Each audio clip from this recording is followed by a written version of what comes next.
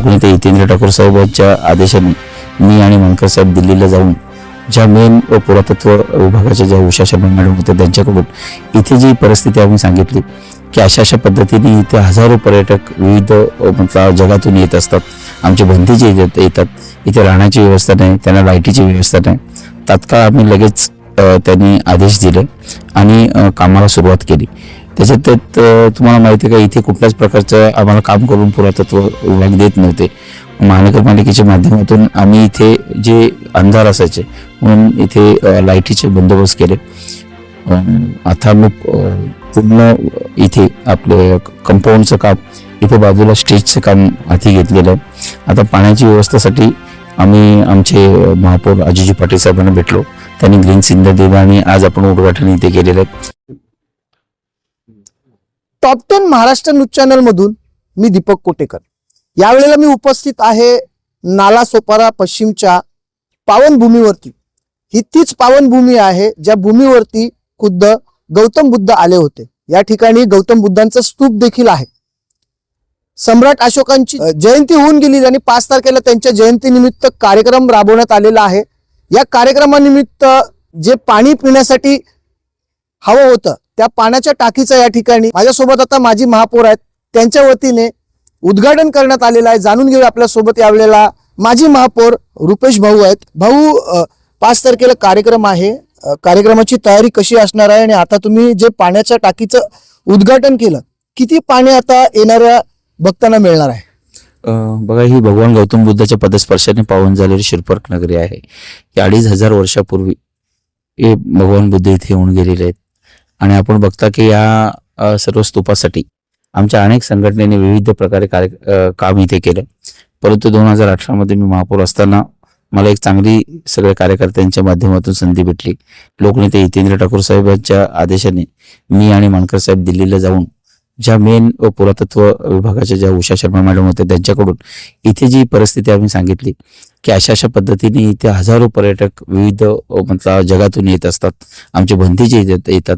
इथे राहण्याची व्यवस्था नाही, त्यांना लाईटीची व्यवस्था नाही. तात्काळ आम्ही लगेच त्यांनी आदेश दिले आणि कामाला सुरुवात केली.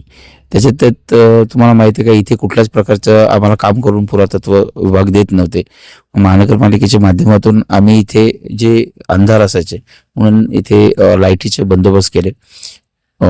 आता आम्ही पूर्ण इथे आपले कंपाऊंडचं काम, इथे बाजूला स्टेजचं काम हाती घेतलेलं आहे. आता पाण्याची व्यवस्थेसाठी आम्ही आमचे महापौर अजिजी पाटील साहेबांना भेटलो. त्यांनी ग्रीन सिग्नल दिला आणि आज आपण उद्घाटन इथे केलेलं आहे. तर जी कामं इथे आहे हे आता थोड्या दिवसात होईल. परंतु काही ज्या अडचणी येतात त्या अडचणीमुळे आम्हाला महानगरपालिकेकडे सातत्याने पाठपुरावा करावा लागतो आणि काम करून घ्यावं लागतो. आता आपण बघता की अनेक कामं आमची बाकी आहेत आणि मंजूर सुद्धा झालेली आहेत. पुरातत्व विभागाला आमची सत्कर्ष समितीच्या माध्यमातून जेवढं आम्हाला प्रयत्न करते त्याचे आमचे सर्व कार्यकर्ते हे सर्व नेहमी त्यांचा पाठपुरावा करून अनेक अधिकारी इकडे घेऊन आलो आम्ही आणि त्यांना दाखवलं. आपण बघितलं की जे आम्ही लाईट्स लावलेल्या नंतर मग ते एवढे लाईट इथे नसावेत म्हणून त्यांनी छोटे आम्हाला लाईट लावण्याचं हे केलं. परंतु त्यांनी जसं त्या पद्धतीने सांगितलं त्यापासून आम्ही काम केलं. आता आम्ही इथे साफसफाईचं काम केलं. आमची दीप्ती नगरसेविका झाली, अनेक कार्यकर्ते आहेत, यांच्या माध्यमातून आता पूर्ण स्तूपाचं साफसफाईचं काम आम्ही हाती घेतलेलं आहे. यासाठी आता जे प्रयत्न आहे ते आम्ही सगळ्या संघटनेच्या माध्यमातून आम्ही करणार आहोत. आणि या स्तूपाकडे अनेक जगाचं लक्ष लागलेलं आहे. अनेक लोक इथे पर्यटक येतात. महानगरपालिकेच्या माध्यमातून लोकनेते हितेंद्र ठाकूर यांनी पण सांगितलं की 10 करोड रुपये लागतील तरी चालेल, कारण की इथे पर्यटक स्थळाला आपण चांगलं प्राधान्य दिलं, हे इथे चांगलं सुशोभीकरण झालं तर अनेक पर्यटक इथे जेव्हा येतील तर इकडच्या लोकांना रोजगार सुद्धा उपलब्ध होईल. या दृष्टिकोनातून आम्ही आता काम करतो. ऐतिहासिक भूमीपैकी ही एक ऐतिहासिक भूमी आहे की ज्यांना खुद्द भगवान बुद्धांचा स्पर्श लागलेला आहे. पुरातत्व विभाग अडचणी का निर्माण करतो हा एक मोठा प्रश्न आहे. कारण इतकी मोठी ही वास्तू आहे, या वास्तूत जसं सुशोभीकरण व्हायला पाहिजे होतं तसं झालेलं नाही. आता तुम्ही बघता, तुम्ही 2018च्या अगोदर आला असते तिथे तुम्ही उभा राहायला पण तुम्हाला हे नसतं दिसतं, कारण इथे कुठलं लक्षच नव्हतं. परंतु जेव्हा आमची सत्कर्ष समितीचे आमची 125वी जयंती आम्ही केली त्या संघटनेच्या माध्यमातून आणि सर्व संघटनेने सपोर्ट केल्यामुळे इथे आम्ही काम करू शकलो. परंतु आता आपली सर्व आपण बघता प्रत्येक रविवारी इथे वंदना होत असतात आमचे सगळे वेगवेगळ्या याच्यातून म्हणजे वसईवरून, विरारवरून, निर्मळवरून, नालासोपारावरून अनेक लोक इथे सकाळी येत असतात. आता आम्ही जास्तीत जास्त स्तूपाकडे लक्ष देणार आहोत आणि त्यासाठी पुरातत्व विभागाचे जे अधिकारी असतील त्यांना सगळ्यांना आम्ही जे निवेदन देता आले तेवढे दिलेलं आहे.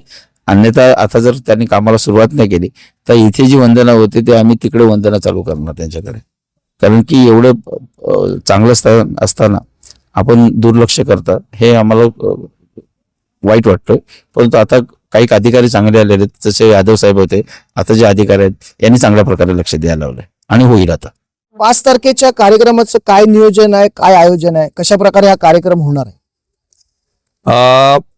ह्या देशामध्ये अफगाणिस्तान पासून बर्मापर्यंत आणि खाली श्रीलंकेपासून काश्मीरपर्यंत अखंड भारताचे एक चक्रवर्ती सम्राट होऊन गेले ह्या इतिहासामध्ये आणि त्यांची 2330वी जयंती आहे.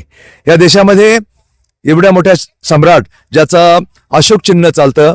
मी आर्मीचा ऑफिसर असल्यामुळे अशोक चक्र हा सर्वात मोठा मान ज्यावेळेस आम्हाला जेव्हा शहीद होतो आम्ही, अशोक चक्र हा सर्वात मोठा सन्मान मिळतो. सर्व अशोकाच्या नावानं असताना सुद्धा या देशामध्ये अशोक जयंती दिवशी सुट्टी मिळत नाही आणि कार्यक्रमही होत नाही. आणि म्हणून आम्ही सर्व नालासोपारा वसई विरारच्या उपासकांनी विचार केला की गेल्या वर्षी आम्ही छोटा कार्यक्रम केला होता, यावर्षी एक भव्य मोठा कार्यक्रम करायचा आहे त्यांना अभिवादन करण्यासाठी. आणि त्या दिवशी सकाळी 7:30 वाजता 4th road doctor Babasaheb Ambedkar चौकापासून एक भव्य अशी मिरवणूक निघणार आहे. सर्व उपासक उपासिका नालासोपारा वसई विरार आणि पालघर जिल्ह्यातले उपासक येणार आहेत आणि ती मिरवणूक घेऊन इथे आपण स्तूपावर येणार आहे. हा स्तूप जो आहे हा सम्राट अशोकांनी बांधलेला आहे आणि इथे आल्यानंतर सम्राट अशोकांनी या स्तूपामध्ये जे काही निर्माण केलं, जे काही ठेवलं होतं आतमध्ये, त्याची एक प्रदर्शनरूपी इथे कार्यक्रम होणार आहे. आणि ते जे काही संपूर्ण ज्या उत्खननामध्ये सम्राट पंडित भगवानलालजी इंद्रजी यांनी जे उत्खनन केलं, त्या उत्खननात काय काय सापडलं, जे आज आपल्याला एशियाटिक सोसायटीमध्ये पाहायला मिळतं, ते संपूर्ण जे वस्तू आहेत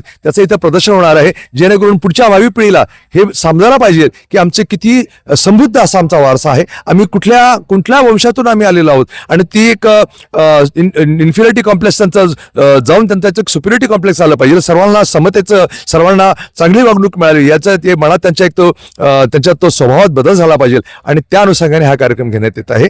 आणि त्या कार्यक्रमासाठी भदंत डॉक्टर एन आनंद भंतेजी येणार आहेत जळगाववरून आणि त्या कार्यक्रमासाठी आपले महाराष्ट्राचे सचिव रत्नाकर गायकवाड साहेब यांनी येण्याचं कबूल केलेलं आहे.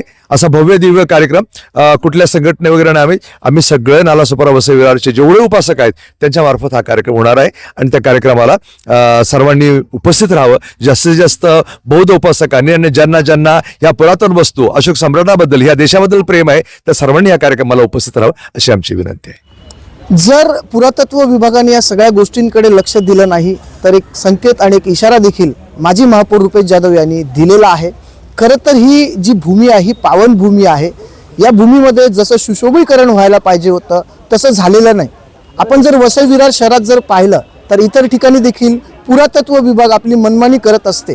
या ठिकाणी आज महापौरांच्या वतीने जे येणारे भाविक असतील त्यांना पाणी तर मिळालेलं आहे, परंतु जी भूमी ज्या प्रकारे सुशोभीकरण होणार होती ती कधी होणार असा प्रश्न देखील आता सगळ्याच लोकांना वाटतं. आपल्या सर्वांना याविषयी काय वाटतं कमेंटच्या माध्यमातून आपली प्रतिक्रिया आम्हाला जरूर कळवा. Top 10 Maharashtra news, Vasai Virar.